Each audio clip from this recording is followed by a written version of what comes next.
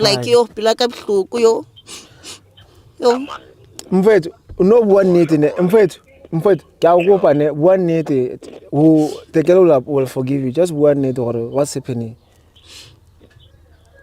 Abantu abanayo manje bangishiza ngitshela ukuthi ungitshela izitori zakho ngitshela ngazi ngezinto zakubo ngathi nama nginayinkinga. No mfethu buwa nnete so bothata keng what ya ukhona umuntu wamafoyela lapho so njenge out nami kumele ngizamazane ngaphandle yabo so kuzakala ukuthi lo muntu lo kahle kahle bekumele kube nje one night so ugcine sekakhetha. Oh okay. Oh mina ngakhetha mina njalo. Meke yakhuluma so it was a one night stand kahle bekumele kube one night stand mina so yena ugcine sekakhetha. So wena ushadile unomfazi? Mina kahle ngishadile. Unabantwana abangaki?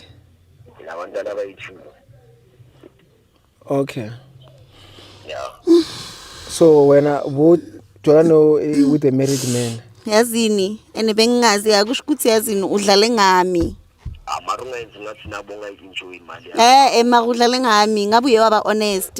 Mawuthi bangayi-enjoy imali yakho so king you were giving her girlfriend allowance?